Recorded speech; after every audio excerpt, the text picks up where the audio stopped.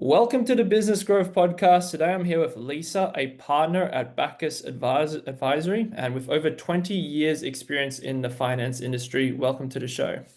Hi. Hi, welcome. I'm really happy to be here.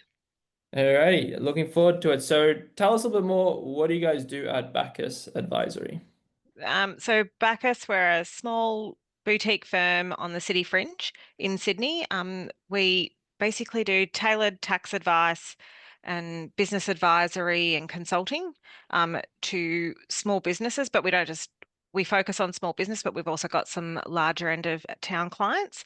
And so we just work collectively with our teams. We're three partners. We all specialize in our own space. So one of the partners does government grants, R&Ds. Another one of ours does the complex tax matters, including international tax. And I just love a bit of cash flow forecasting and strategic business management. So I like to Mhm. do what people would know as the CFO function, but I just probably focus more on the small Okay. business who can't afford to have a full-time CFO. So I just go in and help them. Yeah, okay, gotcha. And then is there a specific type of business that you more, or like industry that you more focus on? No, not really. We like to help whoever we can. So Mhm. we just typically tend to help. It's usually the mum and dad businesses. So a lot of my core clients are the mum and dad businesses who Okay. have their, what they're good at. So I've got architects and I've got, Right. beauticians and things like that. So I just like to help them and then just go from there. Yeah. Okay, cool. And then, so I see you've been working for quite a while at Bacchus Advisory. When I was looking on your LinkedIn, you started at pretty low and then you worked your way all the way up to partner, which is awesome. Yep. And I think a lot of people that's one of their goals. So like, can you tell us a little bit more about that journey and yeah, how you eventually got to being the partner? Yeah, so I think I moved to Bacchus after being at my old job for about 11 years. And I just wanted to change. I think I figured out when I figured out I knew what I did and didn't have to do to stay under the radar at my old job, I was like, probably not the right way to be in your career, especially when I was probably just in my early 30s at the time. So I came here because it supported part-time working mums. So I came in as a part-time manager, and slowly, as clients grew and as um, the need for probably more hours happened, and it also happened coincided with my kids growing up. I just started and I took more days on a week and finally became full-time. And that just happened to coincide with COVID, which I think was a blessing in disguise because, as everyone knows, through COVID, it kind of just exploded in the amount of work. And I think from there it was a bit like jump in head first and see if we could swim. And that was really just exponential growth in my career. I just kind of took on as much as I could and I said yes to everything and put my hand up. And then slowly from there went from being a manager to senior manager, from there to associate director, and from there, it was really make or break. It was either become a partner here or take a leap of faith. And I think I'm quite lucky. I've worked with the senior team here has been together for more than 10 years. So I think it was just the natural evolution for me. But it was all about, I think, jumping in head first and backing myself really to kind of get to where I needed to be. Nice. That's awesome. And then how do you feel your day to day has changed from previously not being a partner to now being a partner? Uh, Now it's all about emails. Right. Is It's all it? about the emails now and the client contact. Yeah. In the old Okay. days, you used to get in and do your work, and you would be the ones to get the work to a point to get it out. Now it's all about client comms and building those relationships. But I actually probably thrive on that a bit more. And in the role I do, which is the CFO work, it's actually better because you get to go in, you talk to people about what they want, what they need, what they Mm. don't like, and it's really just a talking thing. And I think for me, everyone who knows me knows I like a good chin wag. So it works Mhm. really well. So we've just that's what really it's emails and talking to people. I think a lot of our role is all about communication and connection with people. So Yeah.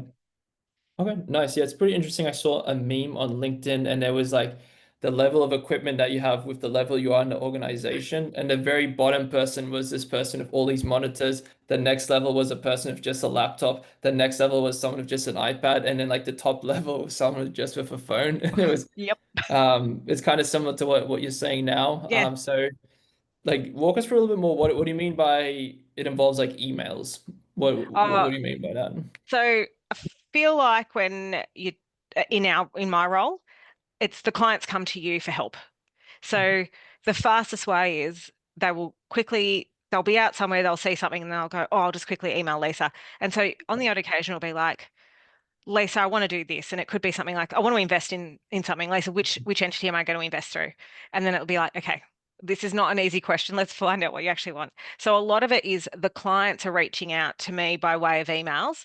And sometimes it's a text message, which Mhm. is an interesting one too, especially when you're trying to drive home with children and random text messages pop up, which is like, who's this, mum? Yeah. But yeah, so I think with that, it's all about the emails and it's just for sometimes for them, it's just a simple, Lisa, I need your help. And it's just that simple, the initial like connection that they need for you to then to actually go, right, I need to make time to speak to, if it was you, to Leonard, let's have a quick chat. Let's talk about what you Mhm. actually want so we can actually make sure it's the right decision. So Right. it's all about that. So for me, like the emails is really the beginning of the communications with the clients. But yeah, we get a lot of emails every day in these roles because it's either a client wanting to ask you for something or they've got some really big ideas, but they don't know how to get there. So it's just Mhm. we're the first like dumping ground. We might not even be able to help with everything, but they dump their ideas on us and we're like, right, we can Mhm. help you with parts steps 1 to 4, but you might need, a financial advisor, or you might need a broker, and then we kind of try and build the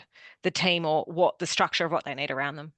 Right. Yeah. So essentially moving more to the manager of people as opposed to a doer of task, it sounds Yeah, like. correct. Yeah. Yeah. Okay, nice. Yeah, it's kind of interesting how that works. And then I know you said earlier you got nominated for 3 awards in Women in Finance. Can you tell us a little bit more about that? And what's the process to be involved to even be nominated in the first place for something like that? So usually you need someone to put you forward. So this year, just luckily, I received as the nominations for Women in Finance opened up, I actually received an email from Women in Finance going, "You have been nominated as for Accountant of the Year," and we have no idea who it was. So that's actually quite a bit of an honor that you get that.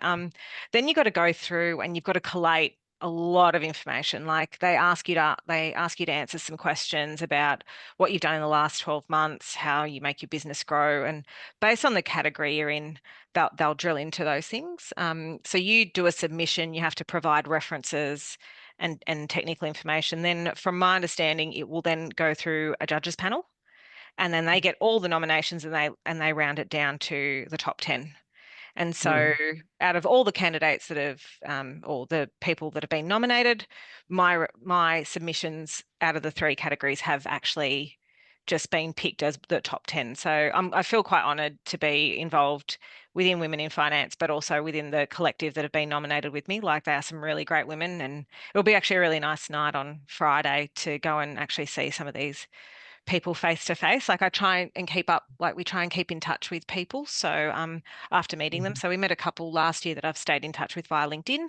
But I just think it's great to build our network. Do you know Oh what I'm yeah. saying? Like just building a Yeah. network is great within our industry, and this is also in the accounting industry. And I do like it's changing, but it's actually nice meeting other women that are going through the same things as me at the same time because we can actually lean on each other for help. Yeah, yeah, yeah, that'd be awesome. And you're just going to an event of other winners, Yeah, essentially, or people doing really good in the field. So I imagine it would be a very good yeah. room to be in and to network with other people, see what they got going on, all that. Yeah, and we're lucky because like some of our professional bodies go there as well. So Mm, you get to catch up with people that you might only see at a conference. So I love it mm, 'cause it's everyone from the whole like country goes. So you sometimes get to see people that, are based out of Western Australia, but they fly into Sydney for the award. So it's mhm, quite it's quite fun. It's a really fun night and it's exciting and we've got people from our firm going along. So it's going to be a good night overall for our firm. mhm. Nice. That's awesome. Well, fingers crossed Well, you win thank a you. couple of those. And then so tell us more like what's some of like the projects that you guys are working on as a business at the moment that you're most excited about?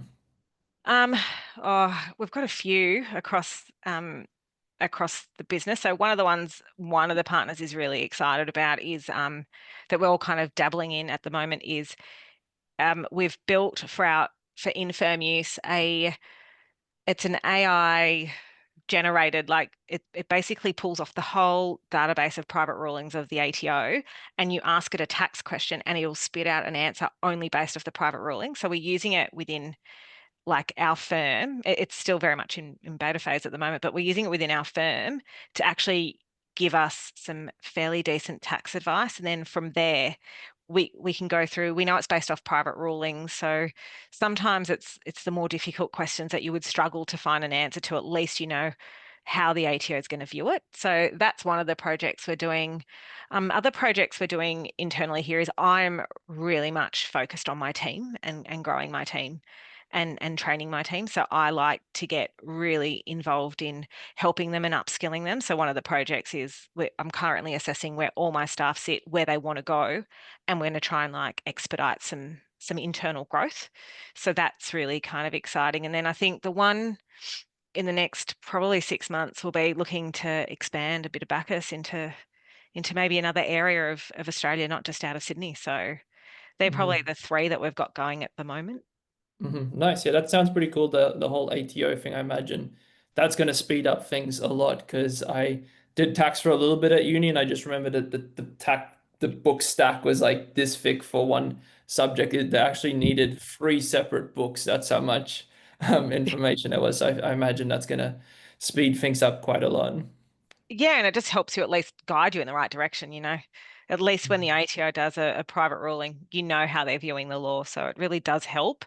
And then it helps also with junior staff because if they don't know what to look for, it'll tell them Mhm. what private ruling it was, and then it tells them the legislation to go to as well. So then at least Mhm. it points them in the right direction.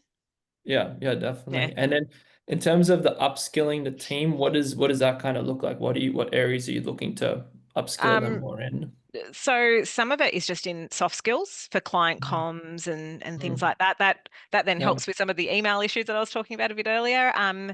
But some of it is actually just even in just standard technical, Mm. in technical work. So there are things that we just do once you're at a partner level or anywhere really from a manager level up that you just do that you don't even think, but it's just what Mm. we've learned naturally in our career. And sometimes I think we don't remember all the hard things we had to do to get there. So it's just about I kind of sit there and try and reflect on what I learned throughout my career and go, right, what did I learn? When did I learn it? And can I teach Mhm. my team those things? So Mm. just some of that's even like just review skills. Like I think Mhm. as you go through your career, you learn how to do things and you learn it your way. So it's about teaching my team how I would look at a job and how I would get a job done and delivered to a client, but then letting them within their own skill set change the process, but making sure we still achieve the same result. So it's just Mhm. about those little tweaks in training. I really don't.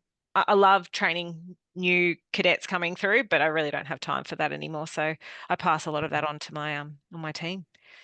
Yeah. Yeah, yeah, that's yeah, definitely having the soft skills is super important. And how do you find like how do you train the soft skills? Because I think that is one of the areas that's a little bit more difficult. Like how do you teach someone to be more charismatic, to be more of a leader type of thing? It's like how do you teach that? Um, I I remember like one of my very first jobs, the partner always used to get me to sit in their office when they made phone calls, so I could actually watch them Hmm. do do the call, like, and actually saw what they did, how they spoke, and things like that. So what I've actually found is sometimes the best training you can do with your staff is actually have them sit in on a meeting and just watch you interact, Mm. and then they start to learn. Exposure. So yeah, so it's like I'm quite lucky. Some of my clients are really big on promoting the juniors in the industry. So they don't mind. So they can come into a meeting and just sit there in the background and watch. Sometimes, it's not appropriate, but if you can, anytime I can get someone to buy in and let my team watch me do what I do with them on the phone, they'll even learn something as simple as what is the relationship? Like, do we need to be, with the newer client, you've probably got more of a structured like conversation to have. While the clients that have been with you for 10 years, you'd know them so personally that it's a bit more relaxed. Some of Mm. my clients, they literally when I call them up, they don't go, "Hi, Lisa," they go, "Hi, mate." Like, and that's how we do it. So then the team gets to see, like, when you get on a phone call and they go, "Hi, mate. Hi, how you Mm. going?"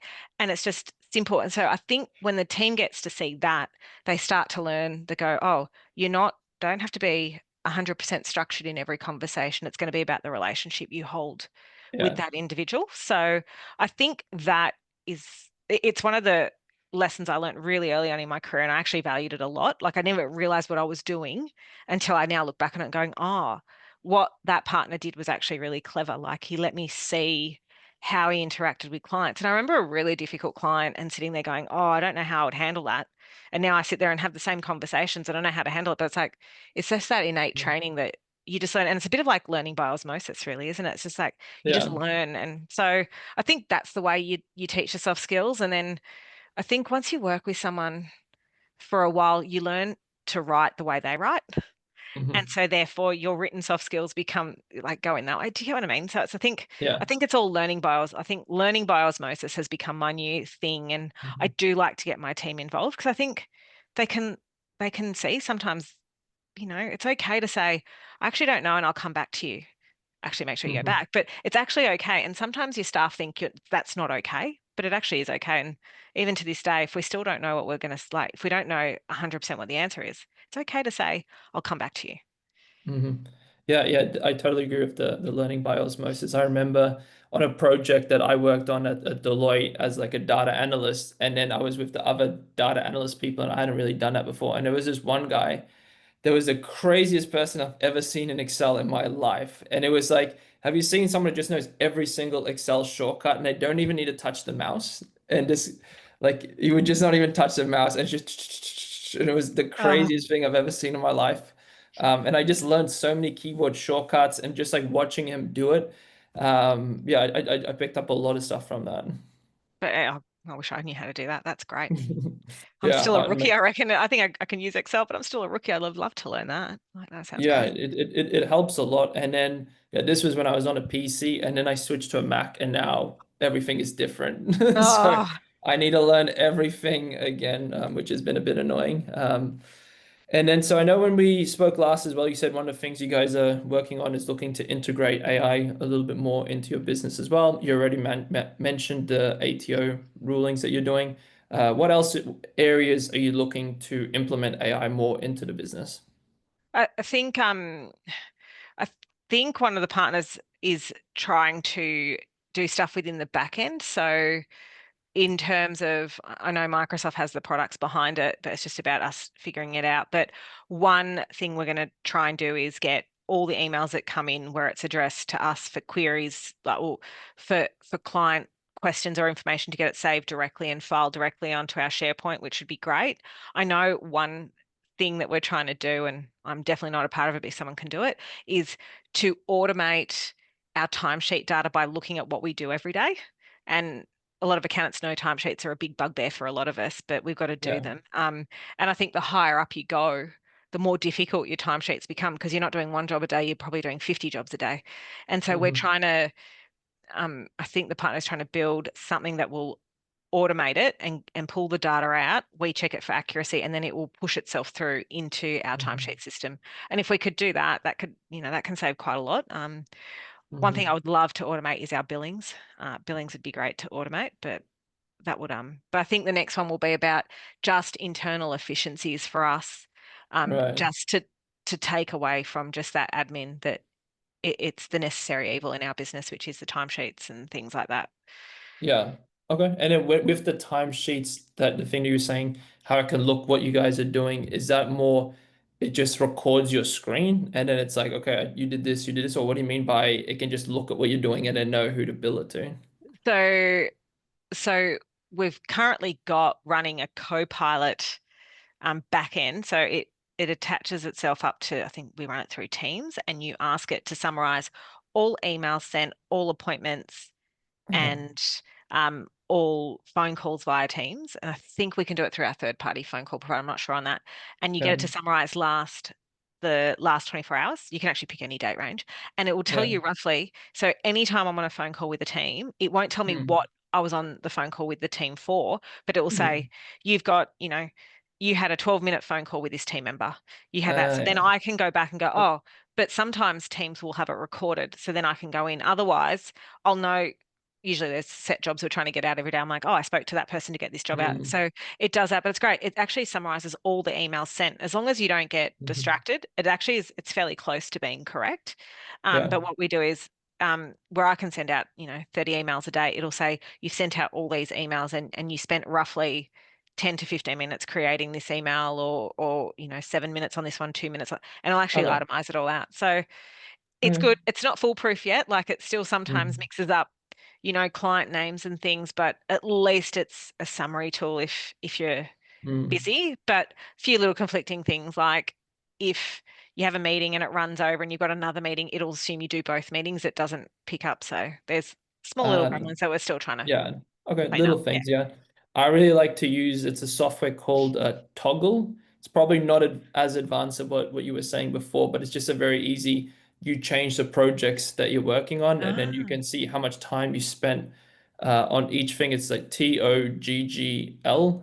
okay. Depending on how much you use it, I use a free version and I get everything I need Oh, from great. that. So that's pretty awesome. I'll But give it yeah, a go. something to Yeah. check out as well. And then I know another time when we spoke last, you said another thing you guys are doing is in terms of scalability, and keeping up with the capacity with all the new clients. What's kind of the plan with that? What's like your game plan to keep growing and keeping up with the demand?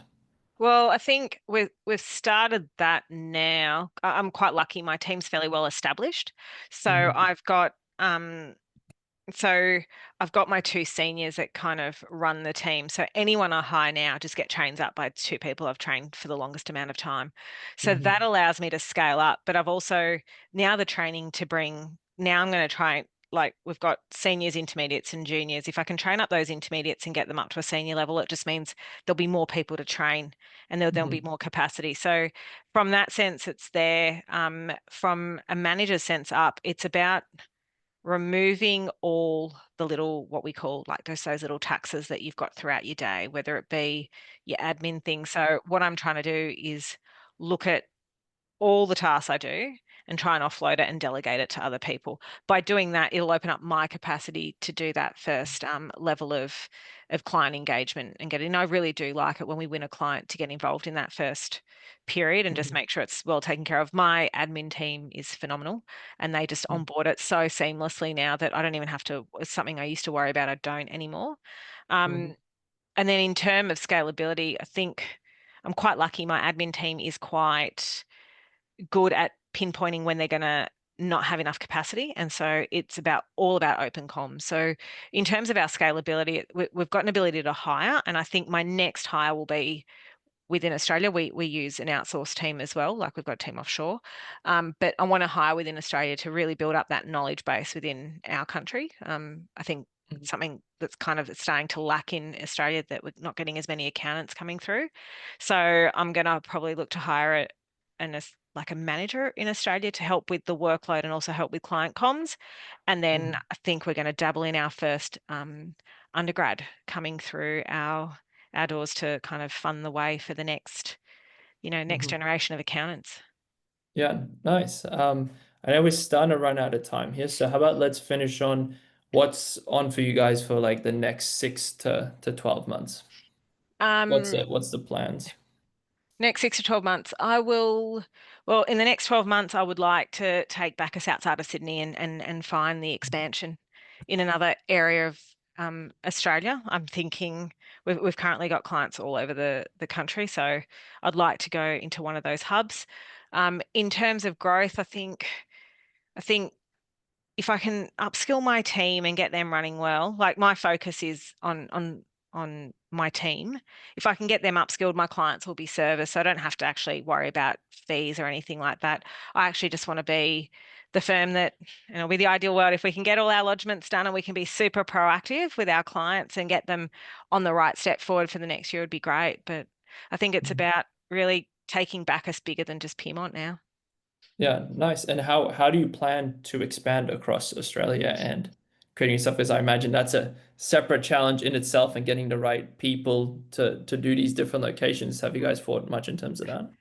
I'd probably go, the next step will be the one that will take the longest, but if we stay within New South Wales, I'll probably just go like Central Coast or maybe a bit south, just so Hmm. we can be a bit more hands-on. If we're going to go Yeah. into another state, it'll be where we're a bit more established and have an idea, and that would probably be a bit more of a niche market. So I'm quite lucky. I've got clients in South Australia in the defence sector, so I know defence quite well. So we might just go into there and just stick to what we know. Um, Yeah. but yeah, it's just going to be testing the waters, I think, as to where it is. But Yeah, yeah. nice. Well, yeah, sounds like you got lot of things happening, a lot of exciting projects and everything. It's been great having you on the show. Where can people go to find a little bit more about what you guys do? If they go to bacchus.net.au, that's where they can find anything about Bacchus. And if you search Lisa Maletta on LinkedIn, you'll find me as well, and I'll just take you through to our website anyway. All right, awesome. Well, I'll put Great. those links in the show notes so you guys can check that out. It's been great having you on the show. You guys have been listening to the Business Growth Podcast. Until next time, keep growing.